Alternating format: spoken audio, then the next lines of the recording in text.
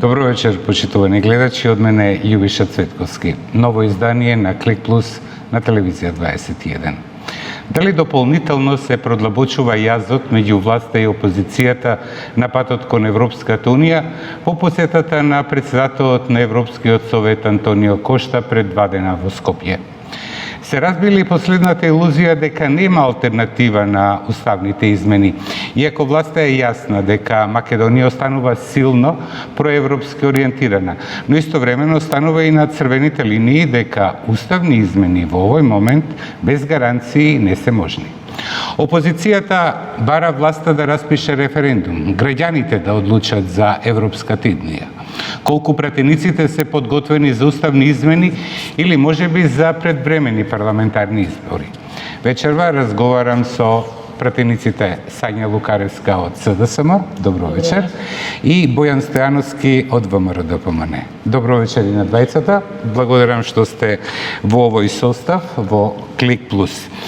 Во најновиот извештај усвоен вчера, европратениците ја потврдија својата поддршка за членството на Македонија во ЕУ, но при тоа нагласувајќи дека напредокот во пристапните преговори директно зависи од суштинските и длабински реформи. Тоа го потврди и Кошта. Опозицијата Лукаревска е на ставот дека треба да има референдум, но дека подава рака и на власта за помош за откочување на овој процес. Како ќе одиме понатаму? Па добро, ние мислам дека постојано како политичка партија, како политички субјект, секој пат европската агенда ние како еден од неколкуте пилари на кои што се темели и нашата програмска определба. Од друга страна, дека има иницијатива и кај председателот Филипче многу пати, меѓутоа и претходно сме зборувале дека за уставните измени, односно за европерспективата на нашата држава, секој пат подаваме рака. Бидејќи ова е прашање за кое што навистина треба консензус, ако и сакаме добро на државата и ако сакаме да продолжиме напред. Но мора првично да ја знаеме и стратегијата, особено од власта во овој период, бидејќи сега тие ја имаат таа одговорност. Од друга страна, сите сигнали и пораки кои што ги добиваме и од Кошта, тоа е една последна изјава, извештајот на Вајц кој што се усвои во Комитетот за надворешни работи, Марта Кос, па и претходни евроамбасадори во нашата држава, како и актуелниот амбасадор Рока, сите одат на таа линија дека ние мора да си ја завршиме домашната задача, односно тоа се носењето на уставните измени. Ако го цитирам и Кошта, бидејќи истиот напомена дека и претходно и лани кога беше тука, меѓутоа и оваа година, дека стои на истото. Она кое што е договорено, е договорено. И тоа всушност треба и да се спроведе. Врз основа на тоа, за да немаме одгледани дилеми, трилеми и така натаму да се правиме поголеми патриоти едни со други, од таму потекнува иницијативата на СДСМ за референдумското прашање, затоа што сметаме дека навистина евроскептицизмот се намалува. Од друга страна, гледаме дека навистина нашите граѓани сакаат да одиме напред, да бидеме дел од едно семејство со кое што ќе имаме и подобро здравство, ќе имаме подобро општество, ќе имаме подобро владење на правото и така натаму. Стојановски, она што власта амблок го одби, пластично кажано, е спроведувањето на референдум за ова прашање, но од друга страна па и европратениците од Комисијата за надворешни работи ги повика, меѓу другото, вчера политичките партии да се откажат од острата реторика и да покажат конструктивност во насока на евроинтеграцијата. Дали ја имаме конструктивноста во овој момент? Па јас сметам дека конструктивноста апсолутно постои, бидејќи ние сме тие кои што константно повикуваат на диалог со било кој партнер од другата страна. Каже и премиерот Мицкоски, само нека ни кажат ден претходно каде и во колку часоти ние ќе се појавиме, затоа што сме уверени во нашите аргументи. А нашите аргументи се следните, дека Република Македонија 26 години колку што го има започнато овој пат, по сите отстапки кои што ги има направено, заслужува да има предвидлив пат, пат кој што ќе го знаеме одговорот на прашањето кога и како ќе биде завршен, без дополнителни отстапки кои што 26 години ги правиме и 26 години ние сме на истото место. Таа посета јас би ја класифицирал и би ја поделил на два дела. Таа е редовна посета на господинот Кошта. Прво, за нас најважно беше да го на некаков начин слушнеме и неговиот став во насока на потврда дека навистина се спроведуваат во државата реформи, нешто што е факт, што и господинот го повтори и ја пофали владата. А второто, очекувавме да го соопшти неговиот став. Нашиот контрастав, ако можеме условно да кажеме, јасен. Прво, нема да се отстапи ниту милиметар, додека не добиеме цврсти писмени гаранции од Европскиот совет дека ова ќе биде последната отстапка. А второ, ние сакаме да градиме една комуникација која што ќе биде двонасочна, која што ќе биде базирана на реципроцитет. Ако ние почитуваме и ако сме светлосни години напред, можеби пред некои земји членки на Европската унија во почитување права на малцинства, очекуваме и Бугарија да ги прифати барем една од тие 14 пресуди кои што ги има од Европскиот суд за човекови права и на тој начин да покажеме дека навистина ние како држава, која што еве во моментов има отприлика 1,8 милиони барем според последно спроведениот попис жители во државата, заслужуваме ние да имаме пат како што имаат другите држави. Значи не молиме ние за милост, ниту па бараме нешто, некоја привилегија, туку бараме да бидеме ценети и почитувани по перформанси, а не по билатерални прашања.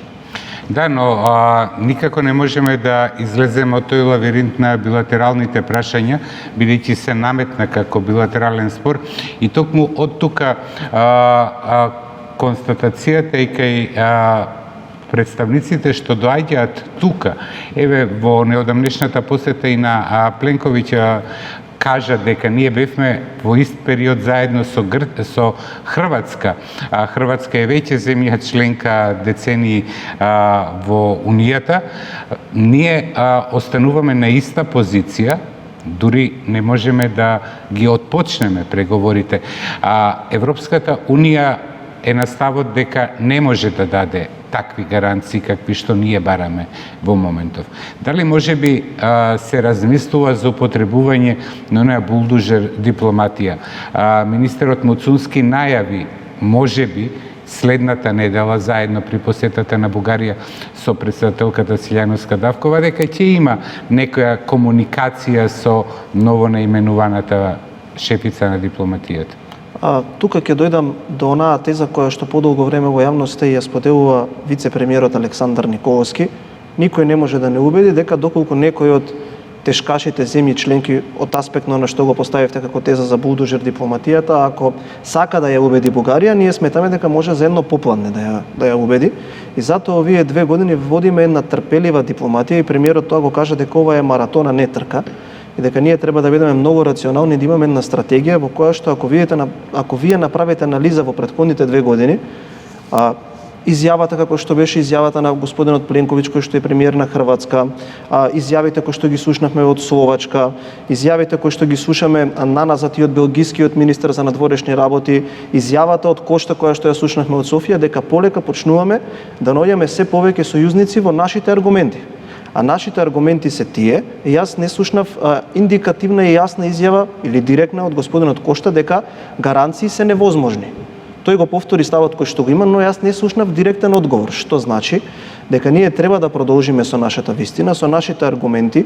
Имаме се повеќе страни кои што ги убедуваме во тоа кое што ние го пропагираме, бидејќи нашиот став е прилично аргументиран. Ако вие имате едно напаствие, односно еден протокол како се станува земја членка на Европската унија согласно критериумите од Копенхаген, ако 20 земји членки, 27 земји членки на тој начин, на тој протокол станале членови на Европската унија, тогаш зошто ние само да бидеме одвоени? Од друга страна, не сметам дека ние треба да бидеме наивни, извинете на мојот израз, но не можам да најдам друг, и повторно да поверуваме по 26 години дека е само уште ова. Дека е само уште ова. Затоа велиме, да бидеме членови на Европската унија, но мораме да имаме предвидлив пат.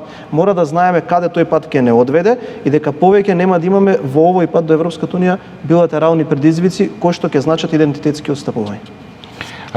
Лукареска, колку и нотирањето на европратениците дека реториката во државава помеѓу власта и опозицијата, особено по ова прашање, е крајно диаметрално спротивна и се бара конструктивност.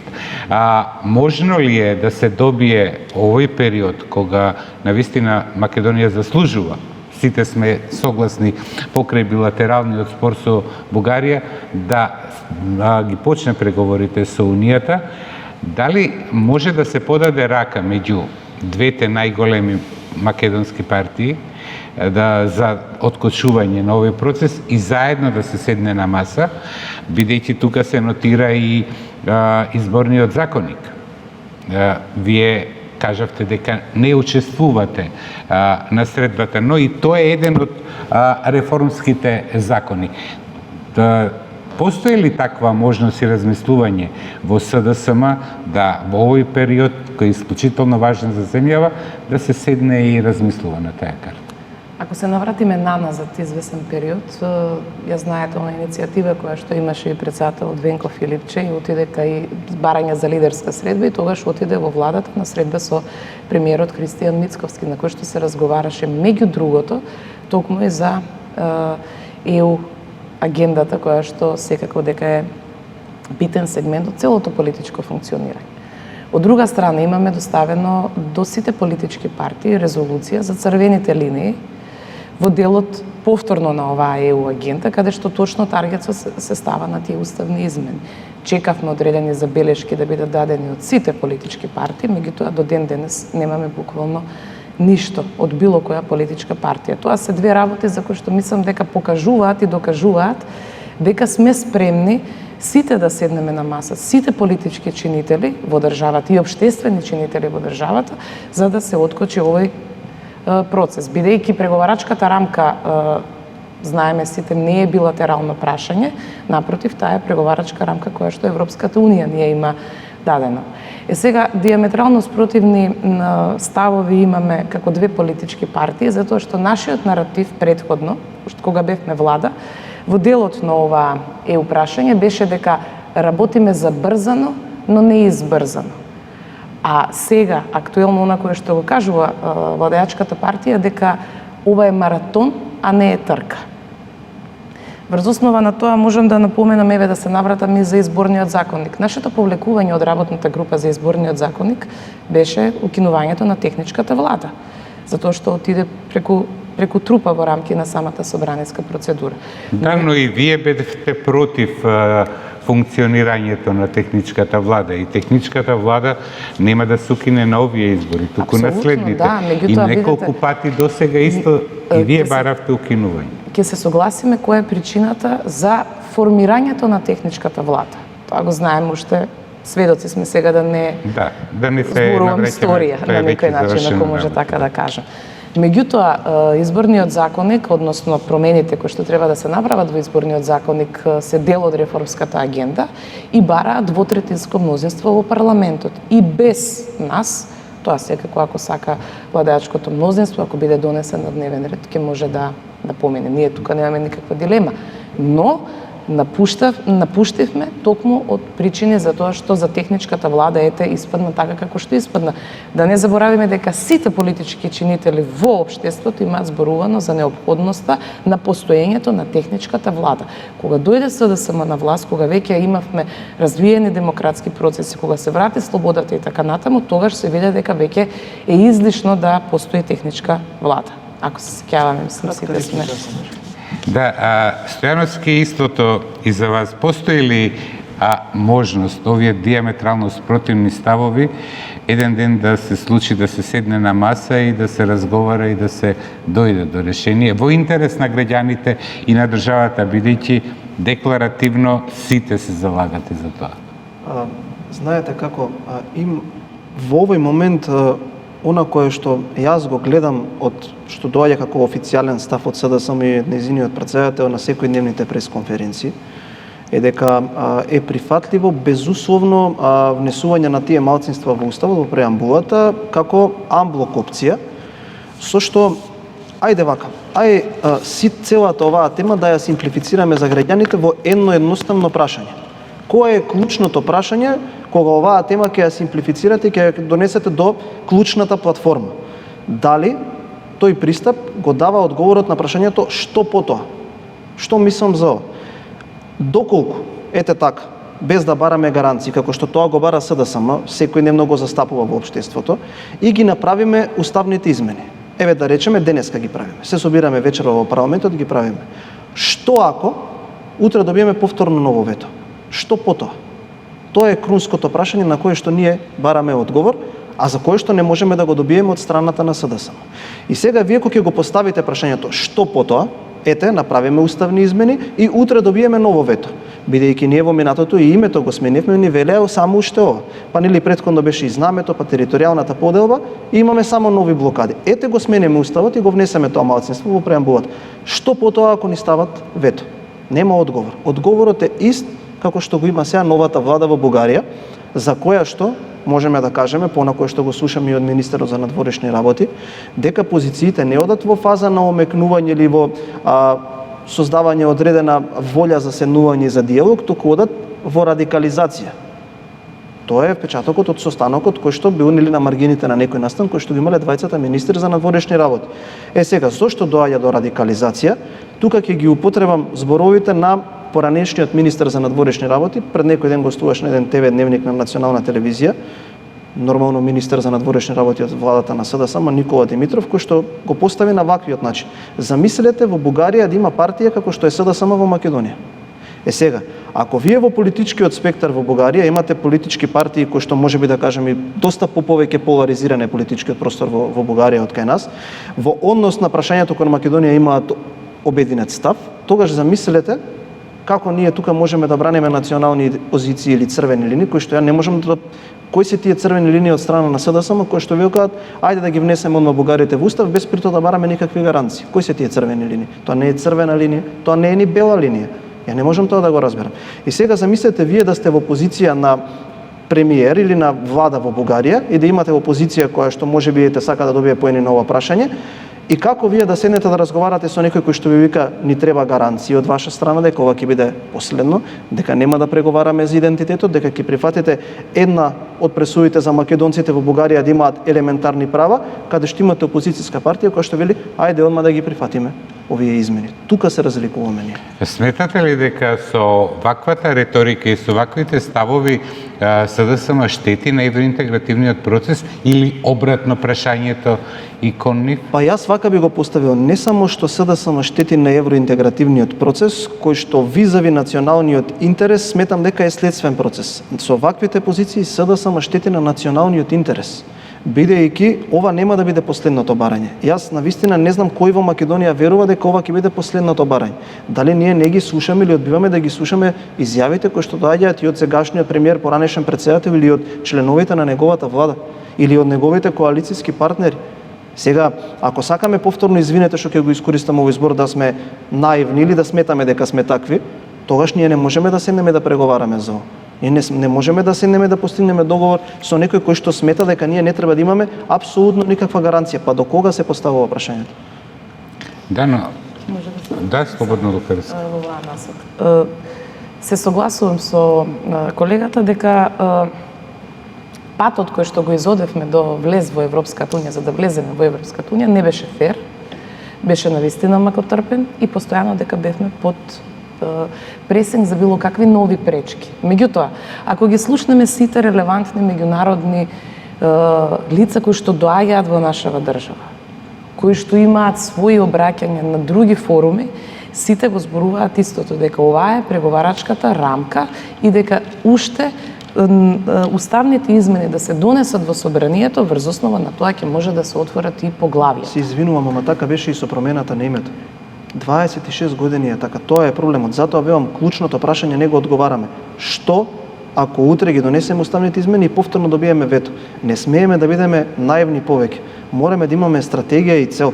Истото вака, истите тие ликови кои што сега вие ги споменувате, доаѓа тука и не убедува, имаше и билборди на плоштадите на булеварите. Да, но вето може да стави било која земја друга, не мора само Бугарија да се согласувам со вас, исто така добија вето кога беа на вас од Холандија и од Франција за некои други неспроведени реформи, но не добивме вето за прифаќање или за заклучоци од историска комисија. Тој протокол сами си го направивме како држава, да бидеме искрени и реални. Значи да не заборавиме една многу друга битна работа во овој сегмент.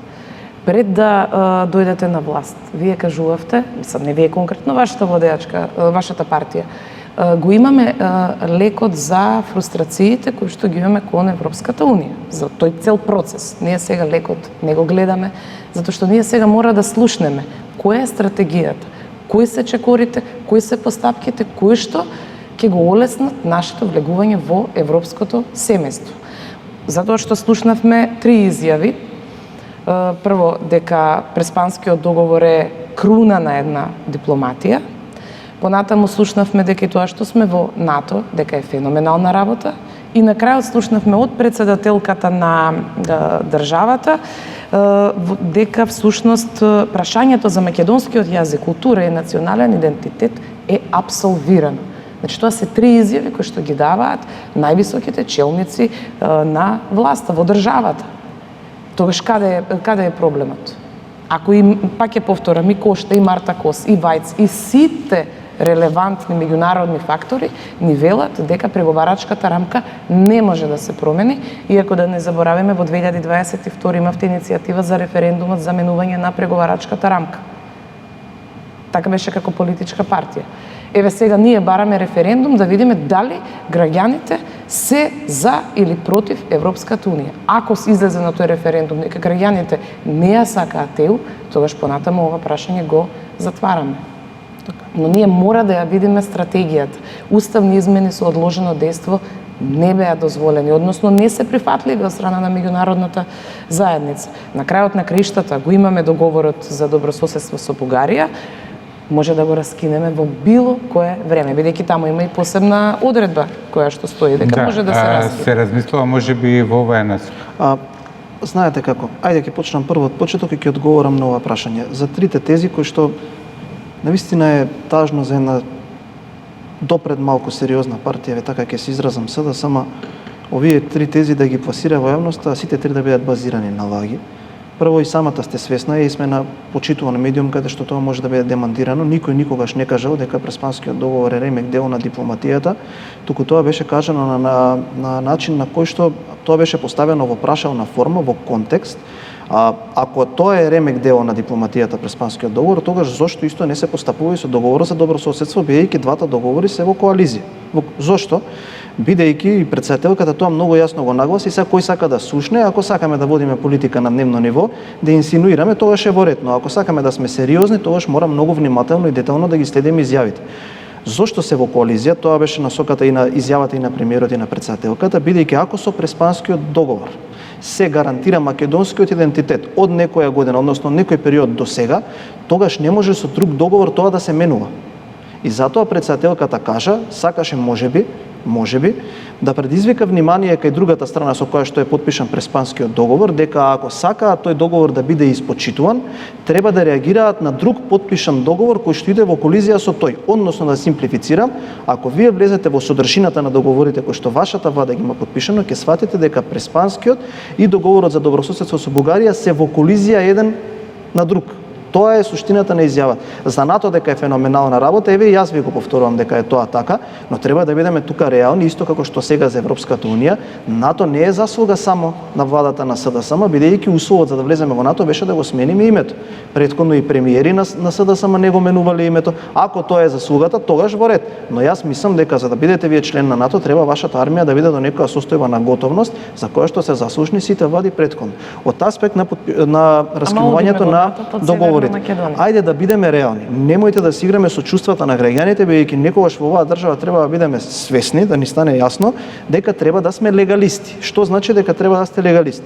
Да почитувате устав и закони и да бидете свесни дека вакви подпишани меѓународни договори, особено кога се инволвирани во дел од уставот, се менуваат на многу посложени начини. Или со двотретинско мнозинство во собранието, за кое што во моментов ВМРО-ДПМН нема 80 пратеници да го раскине едниот договор, а второ знаете дека туторство или гарант за овие договори се многу сериозни сили од меѓународната заедница. Така да вакво играње со чувствата на граѓаните, тоа е исто како да носите закон за солидарен данок и при тоа да знаете дека е неуставен. И потоа да си играте со чувствата на граѓаните, ама ние да треба да ги враќаме парите.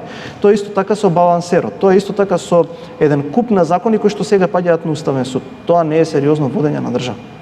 Тоа е многу сериозна работа и затоа ние сега викаме, ова е маратон. Не треба да се потпишуваат и да се прифаќаат лековерни бели листови на хартија кои што ви даваат само обврски, а ништо не добивате за возврат. Бидејќи таквото прифаќање ни го донесе и вториот протокол за кој што за прв пат во историјата на Европската унија една држава се согласила да има и историски прашања. Затоа ние викаме, што ако? Тоа е клучното прашање. Ако ние сме се согласиле да усвоиме и да прифатиме на некаков начин обврска, дека покрај копенхагешките критериуми ние треба да седнеме и некои изфрустрирани шовинистички политичари во Бугарија за дневно политички потреби да не наметнуваат услови да прифаќаме дека немаме наш автохтон јазик, дека немаме наша историја, дека нашите дејци се можеби од бугарската провиниенција, ние тоа не сакаме да го прифатиме. Добро, тоа можеби ќе трае со години, со децени, но ги споменавте законите и она што значи реформска агенда. Тука мора да признаеме дека не се задоволни оние кои го оценуваат носењето на законите, тука доцниме. Вие во собрание сега сте во фаза кога треба како пратеници законите од реформската агенда да бидат приоритетни. Докаде сме Стојановски со овие закони? Прво, не знам кој е незадоволен од тој аспект, бидејќи има и во извештајот и во последниот извештај што вчера вика дополнително се нагласува дека се опфатна изборна реформа значително доцни. Се опфат, тоа е изборниот законник, претпоставам. Да, вака се. И околу тоа е најголемиот Ако анализираме реформската агенда, откако сме ние на власт, сме имале 4 периоди во кои што бил оценуван нашиот напредок во реализирањето на обврските од реформската агенда, бидејќи периодот на оценување е 6 месечен. Да. Од 4 кои што ги имаме, во 3 сме биле први на Западен Балкан, а еднаш сме биле чином второ место. Кажавме дека за претходниот период кој што завршува до јануари, ќе бидеме фронтранери и дека сме први, и навистина е така и бидна. Еве сега кажуваме дека и за оној период кој што е од јануари до јуни, кој што е до крајот на овој месец и покрај тоа што опозицијата веќе избрза со пресконференција, исто така ќе бидеме први. На снимањето на емисијата јас дојдов од собранието. Во собранието, од аспект на подготвување на останатите закони кои што ги имаме од реформската агенда, има една работна атмосфера, се извинувам, каде што министрите заедно со пратениците работат на изготвување на законските решенија кои што се наша обврска во овој подготвителен период, и јас ве уверувам дека до крајот на јуни, веќе на 10 јуни имаме една седница на која што ќе бидат поднесени и усвоени на вистина при повеќе реформски закони кои што ги детерминираат нашите обврски од реформската агенда, што значи дека еве да кажам пластично, до крајот на јуни, ако треба 10 чекори да спроведеме, ние ќе спроведеме 9,5, заради тоа што единствениот чекор за кој што Република Македонија ќе доцне ќе биде само изборниот законник. Тука сакам колешката да дадам една дополнителна информација, дури и СДСМ да не се согласи или да абстенира, дури да ни е потребно двотретинско мнозинство по новиот деловник кој што заеднички го донесовме, изборниот законник е еден од оние закони кој што може да се блокира со филибастерин. Ако СДСМ не го блокира, тогаш и тој закон ќе биде донесен. Секако ќе биде поднесен до парламентот, што значи дека сите закони кои што се наша обврска до крајот на овој месец ќе бидат усвоени во собранието. Тоа значи дека оваа година ќе наплатиме отприлика над 100 милиони евра средства од тие, и ако ги тргнеме на страна оние идентитетски проблеми кои што ги имаме со уставните измени и нашите ставови, ако одиме чисто кон испорачувањето на реформи, ние ќе бидеме први на Западен Балкан, многу подалеку од тие кои што се накажуваат дека се фронтранери, бидејќи по реализација на реформите ние сме тие кои што се вистински фронтранери. Лукаревска, набиена агенда имате во собранието околу реформските закони. Учествувате ли и сте конструктивни во работата на законодавниот дом? Во овој дел, особено реформските закони, таму има повеќе јавни расправи кои што дадат на Комисијата за политички систем, што е една добра работа. Можам да кажам дека се дебатира, се разговара, доаѓаат надворешни лица кои што ги даваат своите сугестии и предлози.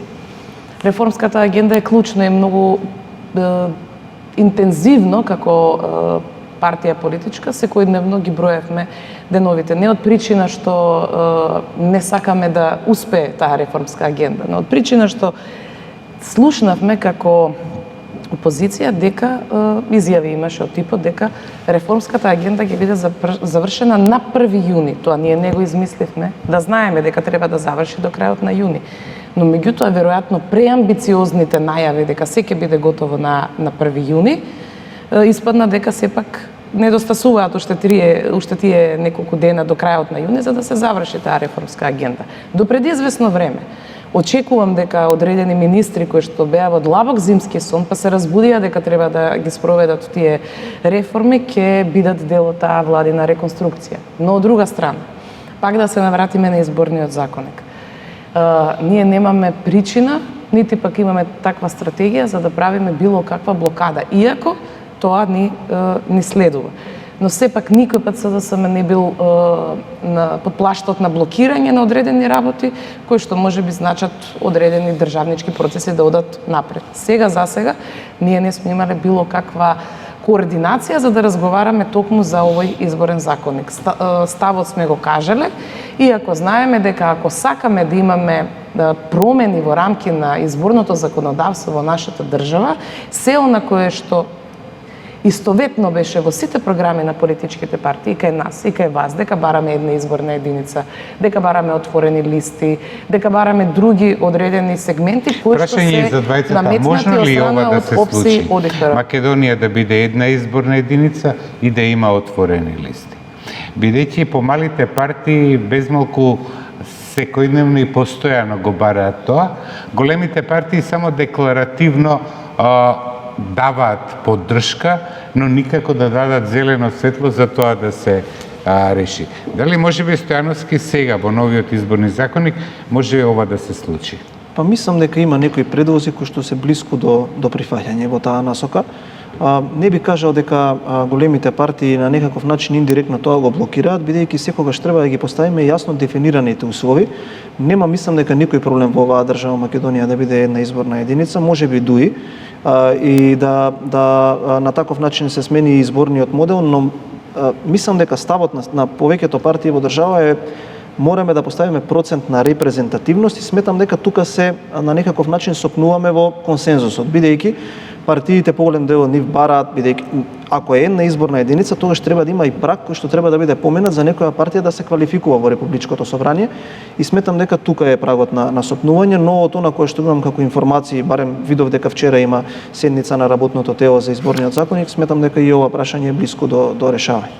Букареска, мислите ли дека вие би дале поддршка на овие предлози една изборна единица, отворени листи како партија? Тоа не е и дел од програмата ни било со која што сме настапиле пред граѓаните. Тоа е дел од програмата години наназад. Апсолутно, да, тоа стои во место и постојано се зборува при секој отворање на изборниот законник. Затоа што сега мислам дека технички се промените согласно препораките кои што ги дале ОПСИ и ОДИХР, исто беше и пред парламентарните избори и каменот на сопнување беше токму прагот и врз основа на тоа тука се прекина, па ете сега понатаму ќе видиме дали светлото на денот ќе го види изборниот законник во една ваква драстично променета форма и содржина. Само се извинувам, исто така мислам дека моделот да не излезе сега дека сум адвокат на големите партии, но мислам дека има иницијатива, па кога ќе се седне да се разговара во детали, оние кои што се иницијатори се повлекуваат, дури и затворените листи има различни модели кои што треба да одговараат на нашиот политички систем, а и на менталитетот на гласачот. Тоа практично на начин на кој што беше предложувано, значеше дека изборниот лист кој што ќе го добијат гласачите ќе биде преконфузен и затоа сметам дека начинот или моделот кој што се предлагаше во претходните преговори не беше прифатлив за малите партии, така да мислам дека овие два модела се прифатливи, само модалитетите се тие кои што се проблематични. Но мислам дека оваа дебата ќе биде за многу понатаму и навистина ќе биде Да, но исто така дебата барем се отвори во јавноста, особено во албанскиот политички блок, околу укинувањето по одлуката на Уставниот суд на балансерот. Сега има ново законско решение, докаде и кога може ова да се случи во собранието? Па со оглед дека веќе собранискиот ден е, па би кажал, завршен, со оглед дека таму доаѓаме, денеска на Комитетот за односи помеѓу заедниците беше донесена одлука за овој закон да се употреби гласање со мал бадентер и покрај тоа што е дефинирано во законот за собранието, но и во деловникот, кои закони треба да бидат гласани на комитетот за односи помеѓу заедниците, ние како владеачка опција сакавме, бидејќи имаме деловничка можност, да искористиме една ваква алатка за да заедниците во Република Македонија сепак имаат можност да го кажат својот став во носењето на овој закон. На Комисијата за политички систем помина постапката на првото читање, исто така е прифатена иницијатива за одржување на јавна расправа за овој закон. Сме се договориле како коалиција дека нема да играме со чувствата на граѓаните, дека еден ваков закон е потребен, бидејќи претходниот механизам беше злоупотребуван и беше неуставен, тоа го зборев во првиот дел од емисијата, и затоа сакавме да направиме едно законско решение согласно препораките на Венецијанската комисија, кое што ќе биде согласно уставот и за кое што секој во оваа држава ќе може да даде сопствено мислење, сопствен став на таа јавна расправа и тоа да биде усвоено. Значи нема да се криеме, нема да употребуваме трикови во собранието, нема скратени постапки, нема европски знаменциња, има гласање со бадентер, кој што ќе биде мал бадентер, има потоа одржување на јавна расправа, има собраниска дискусија, амандманската расправа е пред нас, ќе чекаме да видиме што ќе кажат експертите, дел од тие амандмани ако се прифатливи ќе бидат и прифатени. Сметам дека тука можеме да се движиме во насока на која што тие сметаат дека е исправна и сметаме дека тоа законско решение ќе биде усвоено. Очекувате ли наскоро да пристигне во собрание и законот за употреба на албанскиот јазик, популарно за полагање на правосудниот испит, како што најавија и првиот вице-премиер Сали и другите министри? Така. Тоа сега се работи на такво законско решение, повторно ќе кажам, кое што ќе биде во согласно со уставот и согласно укажувањата од Венецијанската комисија.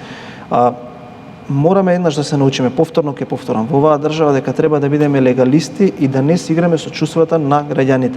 Многу е нефер и многу е некоректно вие со политичката сила на мнозинството да донесете некој закон и да знаете дека е неуставен и утре по година, година и половина, две, Уставниот суд да поведе постапка и да укаже дека тој закон не е во согласност со уставот и вие повторно да се вратите назад.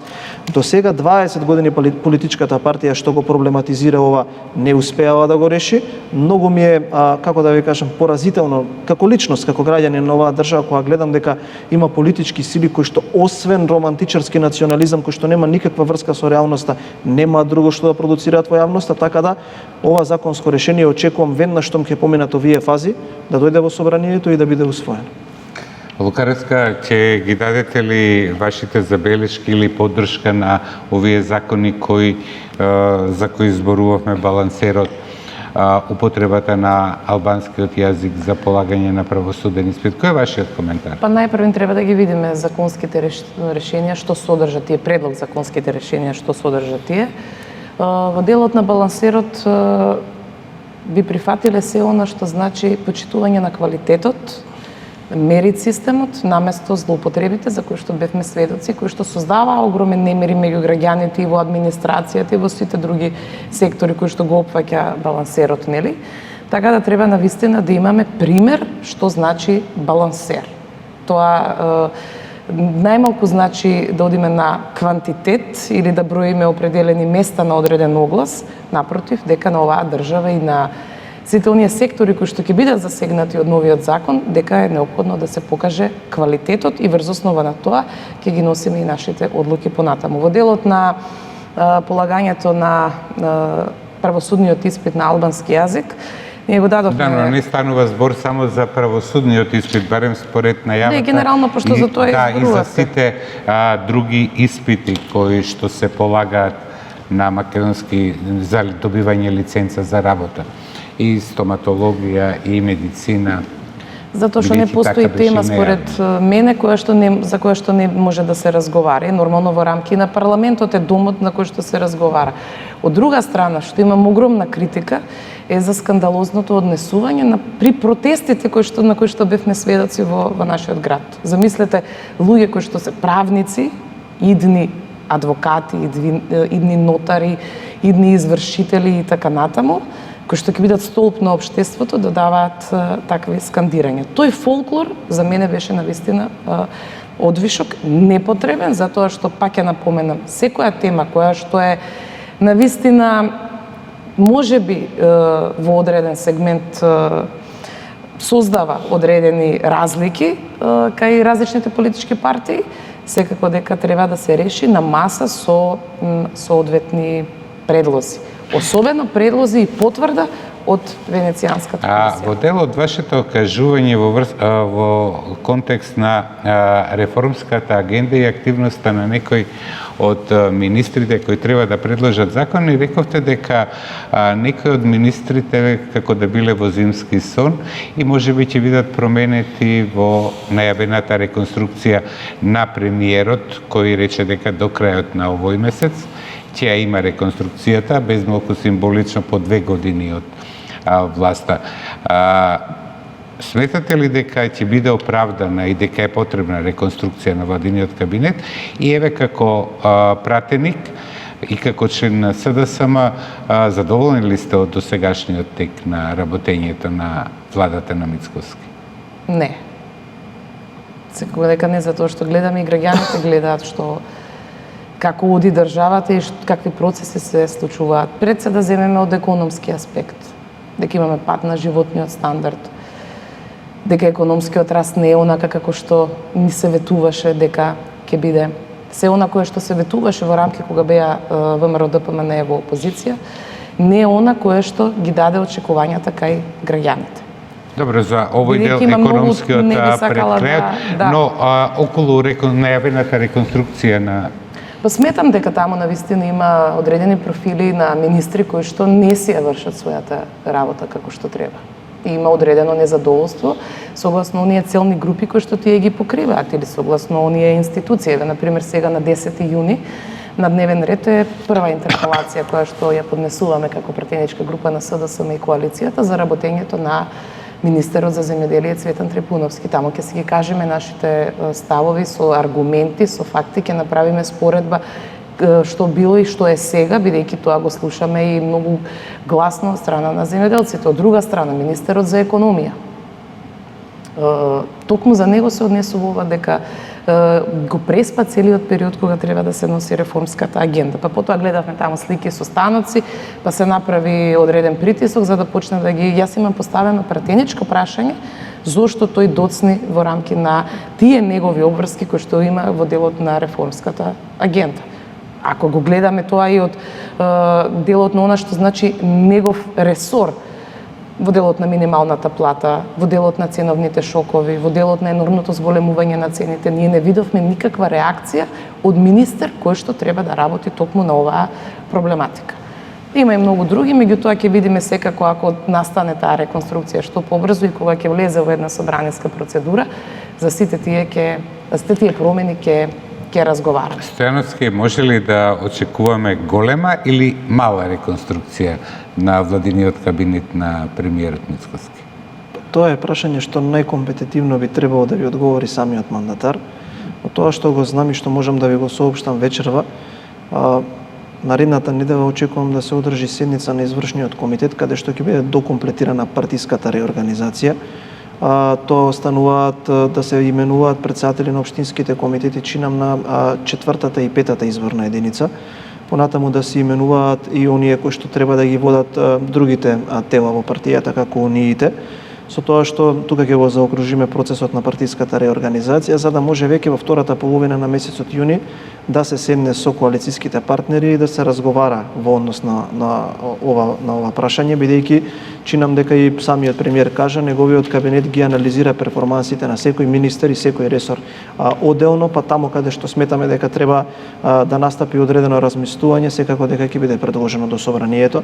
Сакаме да кажеме дека ете на некаков начин оваа реконструкција е реорганизирање на силите, за да може уште повеќе да се продуцираат реализирани ветувања кон граѓаните, бидејќи тоа кое што сме го ветиле ние сакаме да го реализираме и така да излеземе на наредното соочување со граѓаните.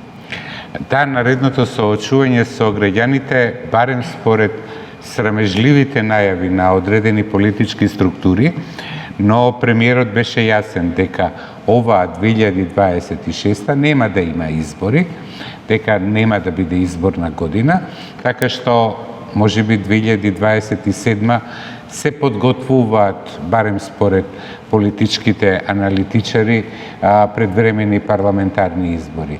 Можно ли е да се оди на предвремени? Па планот на оваа влада е да отидеме на редовни парламентарни избори, но како и да е, дали би биле тие редовни или предвремени, чинам дека периодот е краток и за кратко време ќе имаме соочување пред граѓаните, сите политички актери во оваа држава и ќе можат граѓаните уште еднаш да дадат оценка кој како си ја врши работата. Работа и на опозицијата е постојано да бара предвремени парламентарни избори. Од кај вас, од СДСМ, некако срамежливо се бараат тие предвремени парламентарни избори. Значи ли тоа дека се уште партијата не е консолидирана за да истрча на предвремени парламентарни избори, или стоите на мислењето на изјавата на председателот Филипче дека избори може да има и утре, ние сме подготвени? Па да, ние сме го кажале тоа многу пати, дека кога и да има избори, СДСМ е подготвен да истрча на тие избори. Еве сега во недела имаме програмски конгрес на кој што ќе презентираме дел од нашите мерки, проекти кои што би сакале да ги представиме пред граѓаните, не само за изборна кампања, меѓутоа и сега во разговор со оние теренски наставни кои што ги имаме. Се екипираме во делот на општинските организации, во самата поставеност и на председатели, на извршни одбори, интензивно работат и комисиите, така да мислам дека сме подготвени, дури еве што велат вашите... Цитираме председателот и утре да има парламентарни избори, сме подготвени. Што велат вашите информации? Можно ли е Македонија да оди следната 27-ма? Се споменува и април како месец на одржување на тие предвремени парламентарни избори. Можно ли е тоа да се? Се е можно, мислам, тоа се кулуарски муабети кои што ги се зборуваат, тоа се одредени шпекулации, така да тоа секако не зависи од нас. Она пошто и двајцата сте познати барем кај колегите пратеници, но и во јавноста е економскиот дел. Лукареска Стојановски во делот кога ја прашав колку е задоволна од владата, наброја серија на незадоволство, особено и пред се од економска сфера. Министерката Кочовска вели дека буџетот е во добра кондиција и дека се сервисираат и обврските, дури исплатена и еврообврзницата од 2020, да, од 700 милиони. Задоволни ли сте вие од економската реформа и економските параметри во државава? Па сметам дека ниту еден политичар никогаш не треба да биде задоволен од тоа каква е економската состојба во државата, но сме задоволни од тоа кое што го наследивме и тоа до каде дојдовме сега. Бидејќи ако комуницираме во наредниот дел од дебатата по бројките кои што ги соопштува Државниот завод за статистика, како извор кој што сметаме дека е доволно реномиран за да ги продуцираме тие бројки. Она што е факт денеска во Република Македонија е дека 7 квартали поред имаме раст на бруто домашниот производ од над 3%, за кое што можеби опозицијата, тој е одреден дел од општеството, го исмева на социјалните мрежи, но по растот на бруто домашниот производ на квартално ниво сме некогаш трети, некогаш пети во Европа за тоа. Факт е денеска дека просечната нето исплатена плата во однос за претходната година е повисока за 8,2%, односно од моментот кога сме дојдени на власт до сега е 15,5% или 6.500 денари. Факт е дека просечната пензија е зголемена за 32%. Факт е дека градежништвото е повисоко за 8% во однос на претходната година. Факт е дека индустриското производство е зголемено за 7,2%. Факт е дека јавниот долг е намален.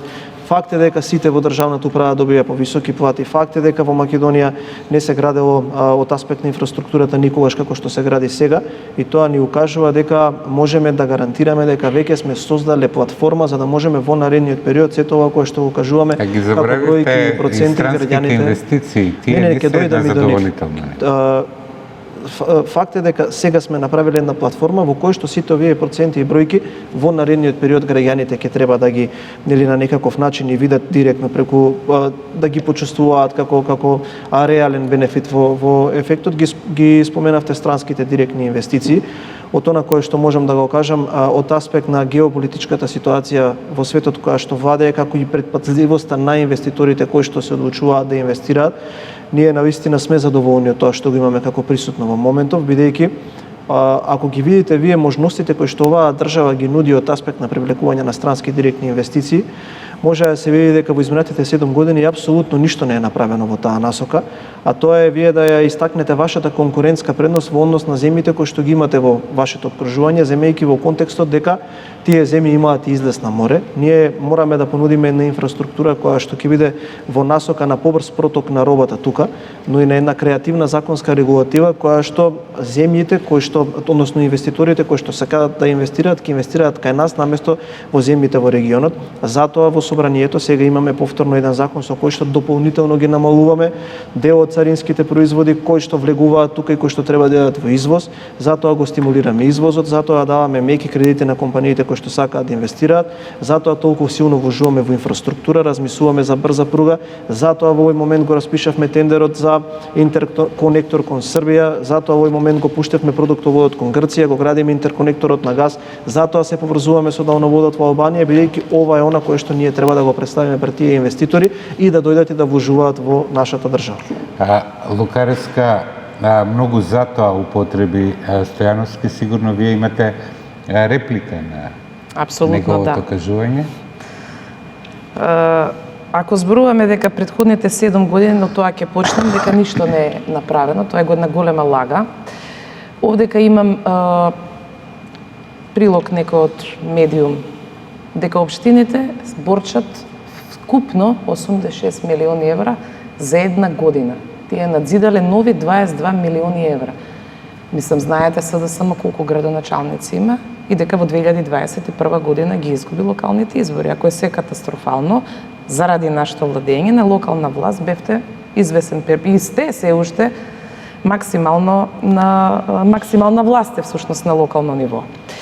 Ако зборуваме за состојбата која што е сега со економските параметри, ќе одам со оној наратив кој што го има колегите претходно кога беа во опозиција. Дали влегувате во маркет, дали пазарите во маркет. Ние денеска слушаме дека имаме раст на БДП од 3,1% согласно Државниот завод за статистика во првиот квартал.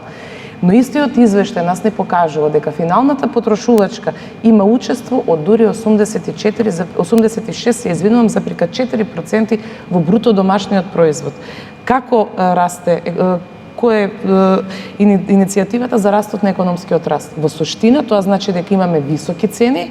Штом имаме високи цени, автоматски расте инфлацијата, расте економскиот раст, ги гледаме тие параметри и се споредуваме дека всушност сме трета економија во Европа. Во овие први 10 во Европа ги имаме Ирска, Малта, па Кипар, Северна Македонија, Србија, Хрватска, Бугарија, Шпанија, Полска, Албанија. Тие се во 10. Тогаш, значи, ние ги имаме надмашено и Германија, ги имаме надмашено и Австрија, имаме надмашено и Франција. Но не е така. Ако зборуваме за јавниот долг, во моментов имаме 11,26 милиарди евра задолжување вкупно. Претходно во 2024 година, по заминувањето на СДСМ од власта, еве го тој овдека графикон го имам, гледате како оди оваа спирала нагоре.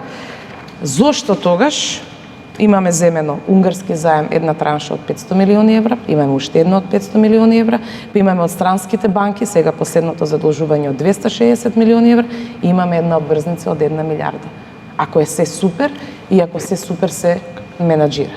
Цените постојано растат.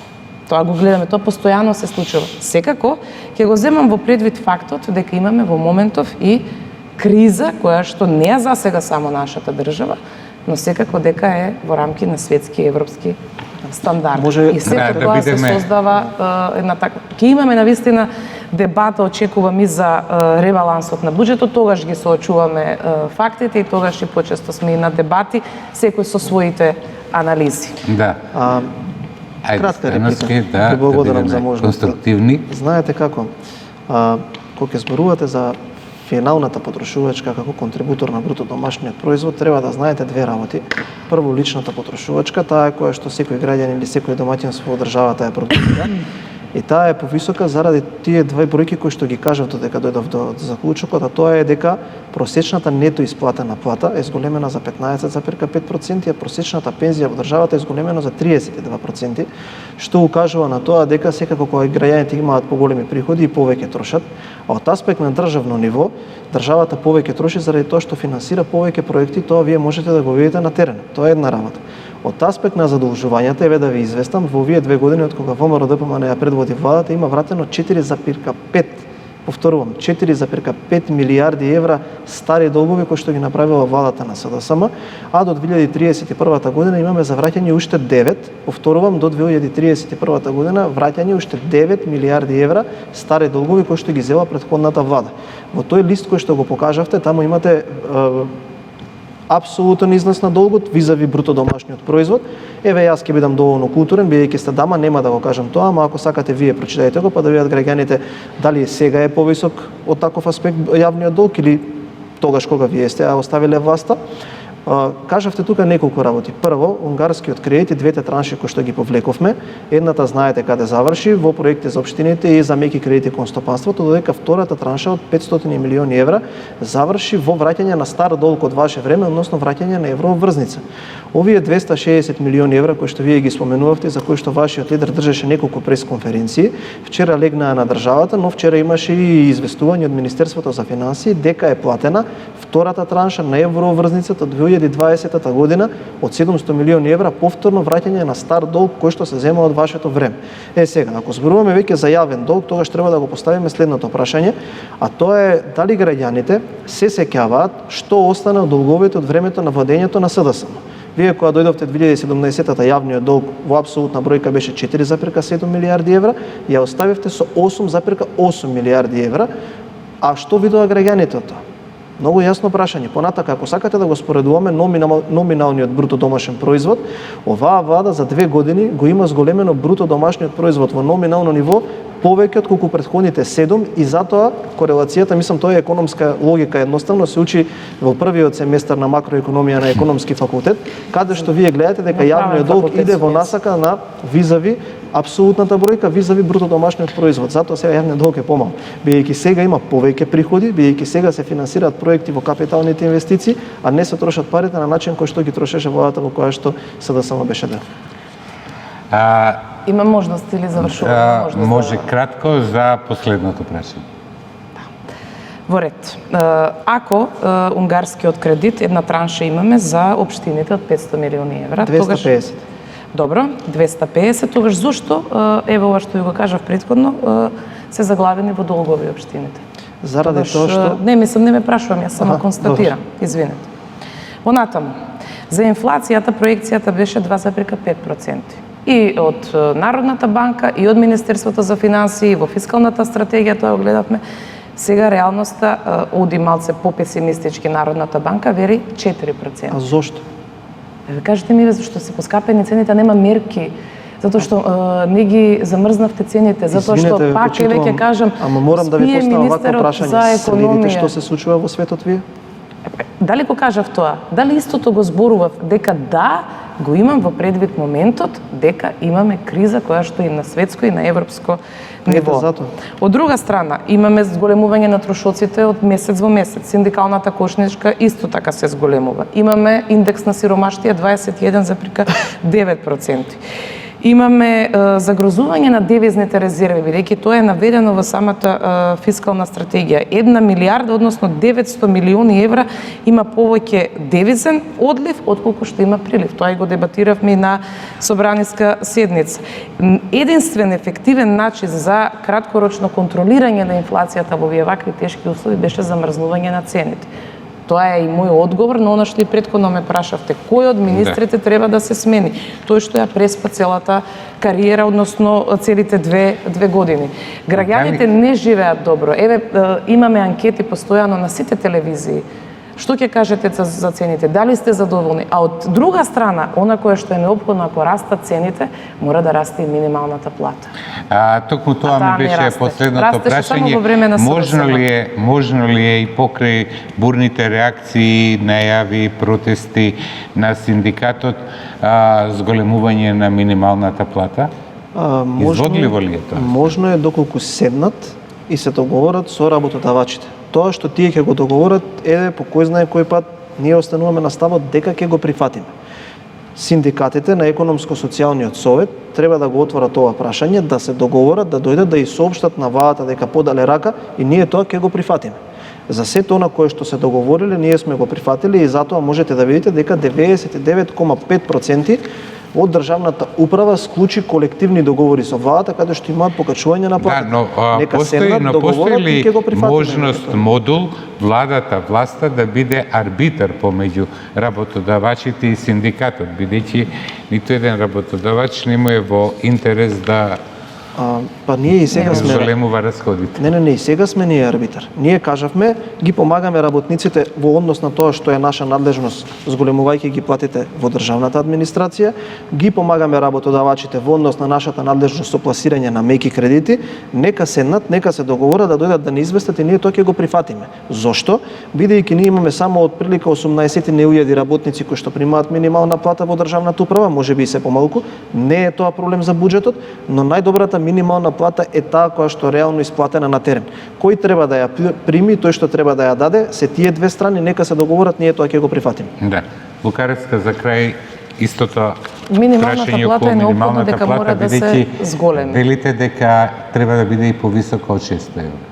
Минималната плата, да бевме власт, ние ветувавме многу повеќе и тоа ќе го реализиравме, но ете за жал не ја добивме довербата на граѓаните. Од друга страна пак владата потврли во делот на она што значи зголемување на минималната плата и тука сметам дека економско-социјалниот совет е место во кое што треба да се донесе одлука. Ние не може да оставиме да има договор меѓу синдикатот и работодавачите. Напротив, владата е тоа е трипартитен договор, односно трипартитен состанок на кој што мора да се донесе одлука за зголемување на минималната плата.